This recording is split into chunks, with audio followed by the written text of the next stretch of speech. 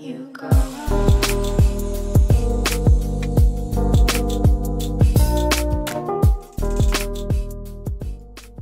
What is up, guys? I do hope you're well. My name is Mark and today we're tackling r/entitled people. If you're new here, please consider hitting that like, that subscribe, and maybe that notification bell. And with that being said, let's get straight into today's stories. Much love, guys. Our first story is from Childish Gemini. Karen wears her husband's rank. This didn't happen to me, but I witnessed it. So here's some background. I live in San Diego. We have a pretty big naval base. I hope you know where this goes. Cast, Karen. Karen. C, cashier. NM, naval man. Note, I'm not in the cast because of the naval man stepping in before I did. I was at the store when this lady shouted at the cashier. She was berating him, calling him all sorts of slurs. This dude looked like he was my age, 21. He looked nervous and bad with social skills. He tried to talk, but she kept yelling at him. Karen said, "What do you mean I can't use the military discount?" The cashier said, "I'm sorry, ma'am, but..." To which Karen replied, "Do you know who my husband is? He's rank..." something I don't remember. "I understand, but you yourself aren't military." I'm not sure how military discounts work or how this particular store does it, but boy, this lady needs to take a chill pill. As the lady was yelling at him, she fucked up and said some very obscene words to him. She said, "You stupid F, learn how to do your fucking job. All you millennial are lazy and can't get a real job, you stupid N. F's like you don't deserve to live and should rot in hell." The cashier said, "I work here because I go to college and need money to support my education. Stop lying to yourself. You're too stupid to go to college. If you can't help me, then what makes you think you belong in college?" At this point I was about to step in, but the man in front of me spoke up. I didn't realise it, but this dude was in his naval uniform. With a deep commanding voice, he silences the Karen. He said, "Mom, you need to stop right there. What you're doing is inhumane and entitled. I'm not serving our country for people like you to berate others. You cannot wear your husband's rank. He's serving the country and not you. You don't get to use discount for something you didn't earn." Karen said, "Who are you? My husband is a certain rank. You can't talk to me like that." Still in his militant voice, NM is asserting his dominance. He said, "I don't care what your husband is. I'm a rank higher than Karen's husband, and I will see that your husband gets a warning for your behaviour. If you want him to keep his job, then you need to stop wearing his rank. Do you understand me?" The Karen nodded her head with a look of, "I totally just fucked up." NM, "Now apologise to this young man. He's free to be who he is. And you will give me the name of your husband. I'm planning on having a meeting with him tomorrow." Karen said, but, now." Karen then apologised to the cashier, gave NM her husband's name and other information, and walked away with her head hanging in shame. The cashier thanked NM and gave him the military discount, plus another discount for helping him. The lesson of the day is don't wear your spouse's rank and expect the same treatment. Your spouse is the one serving the country, not you. Wow. And you're probably going to call me out that I didn't say some of the swear words in there. Some of them are just too much. When it gets to racist words and words targeting people's sexuality, yeah, I'm not cool with that and I won't say that. So, yeah, I hope you understand. But wow, imagine using your husband's rank and then getting called out for it. The shame. But who would go that far to actually shout about it, saying, "Oh, you demand it. You demand the discount because your husband's serving the country"? That must be so embarrassing when you get called out for it as well. Wow. What do you guys make of that story? How would you react in that situation if you saw a Karen doing that in the shop? Would you stick up for it? Would you just stand back and watch? Probably me. I'd stand back and get the popcorn and just watch. Our next story is from Museum Girl Explorer. Nuclear Karen crashes her car, screams abuse, and demands my employer pay for repairs. So at a previous job several years ago, I had a nuclear level Karen. I'm calling her Mrs. Road Rage. It was a few years back, so this isn't verbatim, but it's as accurate as I remember. And I remember very well, because I find yelling scary. I didn't dare post it until now, as she was trying to sue. So, for context, I was working in a museum. It was a bank holiday, the weather was crazy hot, and it was incredibly busy, so lots of visitors were grumpy. The phone rings, so I pick up. "Hello, this is museum reception. How may I help you today?" I have to hold the phone away from my ear because someone's yelling a torrent of abuse down the phone. It's Mrs. Road Rage. "Excuse me, are you alright, Mom?" "No, I'm not fucking alright. I just crashed my fucking car." "Mom, are you hurt? Do you need me to call a first aider? An ambulance?"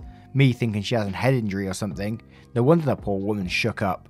Where's the fucking reception? I want to speak to your fucking manager. Where are you, ma'am, so I can give you directions, please? I'm radioing my manager now. I radio manager. Control, this is reception. I need immediate assistance with a visitor who has been hit in a car accident. She says she isn't hurt, but urgently wants to speak to my manager. Over. I'm in the fucking car park. Where do you think I am? Okay, mum. Can you see the museum from where you are? Can you walk towards it, please? I'd continue to give her directions to the reception while she screamed abuse at me, mostly about how it was my employer's fault that she had crashed her car and now she was going to make us pay for the damage. I managed to calm her down a bit, but she's still pretty agitated. My manager arrives with a full first aid kit. I'm still on the phone, so I hold it at arm's length and whisper to my manager that she insists she doesn't need a first aider and she's beyond pissed. Eventually, Mrs. Road Rage storms in, still screaming. I was expecting her to be covered in blood, but she's not. Just her face was purple from yelling like Uncle Vernon from Harry Potter. Then she starts yelling at my manager, who bless her is a boss-ass bitch, who takes no shit and starts to de-escalate the situation, telling her she had contact legal. I can understand why she was so shook up. Car accidents are scary, and a huge adrenaline rush makes you act really weird. She did eventually say she was sorry for yelling at me after she yelled at my manager. I was prepared to just write it off as a poor stressed woman having a bad day, but the worst part was her entitled delusion. It was only the back bumper of the car that was damaged when she backed into a bench made from a felled tree on the picnic ground, which only happened because she was angry at the traffic driving dangerously. We got it on CCTV. She kept calling every other day, asking when we were going to pay for the repairs to her car. Guess who had to pick up the phone? I had to transfer to my manager every time, and then legal got involved as she was trying to sue. So I had to say none of us were allowed to speak to her, and she had to email legal regarding the case. So then Mrs. Road Rage would yell about how we're stonewalling her, and I'd hang up. With hindsight, I was probably far too polite about everything. I feel like I've just missed something in this one, like why was it the museum's fault that she reversed into a bench? I don't quite get it. Was she moaning about where the bench was placed? I don't understand. Help me out here, guys. And how would you deal with Nuclear Karen or Mrs. Road Rage? Our next story is from Jacob Daniel. Entitled person wants my seat because I wasn't an adult, despite there being more seats still available. Found a sub where I believe this will fit in. This happened around 3 years ago whilst getting on the bus back home from college. UK college, so before university. Think of 11th grade in the USA for any confusion. I got onto my preferred seat, one with additional legroom. I also had my earphones on and started to relax on the journey home. Just as the bus was about to leave, a woman ran for the bus and made it. It's a small bus, so it had just over 20 seats. There are about 6 or 7 people on the bus, so plenty of room for the woman to plonk herself and her shopping bags down. I don't remember precisely what was said, but I do remember the situation well. EP theatrically clears her throat whilst banging on the window by me. I should add that she was kneeling on the free seat to do this. I say, hello? EP gives me eye contact to move. I just put my headphones back on. EP whilst banging on the window again. Can you move? I put my headphones back on. She decides to pull them out of my ear. EP said, you're a fucking boy and you look like you've been fucking dragged up. Adults sit where they want on a bus, you know. I said, you already have a seat. You're on one. Well, surely you can't sit there. Grown-up men always do what I want. I say, nice. EP then says, my boyfriend's just got a new Audi and given me the money to go shopping, which I should add is probably more than your entire life. Now let me have the good seat. I said, he likes you enough to take you shopping. EP replies, you're a fucking scruffy kid. I want this spot. Move, move, move. She kept shrieking for about 10 minutes until she got off the stop. She had a look on her face as if she was royalty and had to go through an estate full of commoners. Oh, and she never thanked the bus driver as she got off. What? Never thanked the bus driver? What kind of heathen is that? You always thank the bus driver. In the UK, I don't know about US guys, we always thank the bus driver, even they're just doing their job. It's one of those people that we always thank. Cheers, mate. Our next story is from Kissy Chrissy 04. Co-worker thinks she's entitled to my baby. I had to run to the store to get formula and decided to bring my 9-week-old in the store with me. It was my first time taking her anywhere other than the doctor, so I was a little nervous. I decided to carry her and keep her covered since I was only getting one thing. I grabbed the formula and made my way to the checkouts when a co-worker saw me. I didn't see her, but she came straight over and tried to uncover my baby without even saying anything to me. I put my hand out stopping her and asked her what she was doing. She told me that she wanted to see and hold the baby since I haven't really posted her on social media.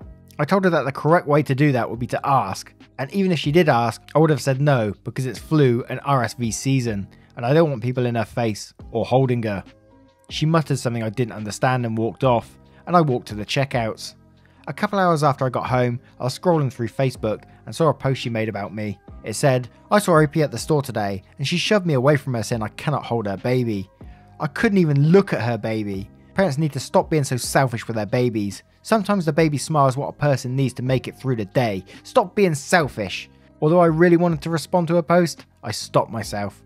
Why do people think that babies are public property? If my baby is covered up, I don't want people in her face. No one is entitled to my baby but myself and her father. What the hell? What kind of insanity is this? Sure, babies do make you smile and they can turn your day around. Sometimes, right? But you're not allowed to just go up and pick random babies up. Imagine just strolling down the street. I see a baby over there in a stroller. I'm just going to pick that up for a couple of seconds and cheer myself up and then plonk it back down. See ya.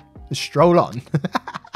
What kind of insanity, what kind of madness and way of thinking is that? It's absolutely crazy. I wish I could see that Facebook post though. Seeing if people replied to it and they agreed with her or disagreed. I bet there's some batshit crazy people that's saying like, yeah, I agree with you. Let us have the babies. Oh my word. I hope you enjoyed this episode of Entitled People. I do like reading Entitled People sometimes. It just reminds me how crazy it is out there. And we're much safer indoors, hiding away from it all. Let me know what you think in the comments below. Would love to hear it as always. And I will see you in the next one. Much love, guys.